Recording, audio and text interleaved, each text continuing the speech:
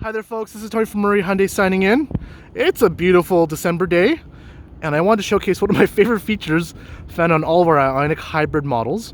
So again, just because it's getting colder and it can happen, if you find a way to drain your battery on an Ioniq hybrid, so again you've gone away for a few weeks or you've left lights on for whatever reason, there's actually a built-in battery booster found inside the car. So it's super easy to do, but what it does is that there's still a battery underneath the hood, but your full-size hybrid battery in the trunk you can use to boost the smaller battery found under the hood to start your car. And it's as simple as, I'm gonna walk over to the car right now, opening the door and locating this little button underneath the dash that says 12-volt battery reset. And as it implies, it wakes up the front battery, and that way you can start driving.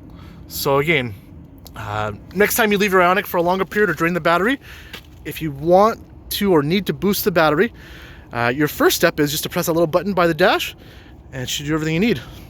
Again, this is Tony from Murray Hyundai signing off. Thank you again. Have a wonderful day.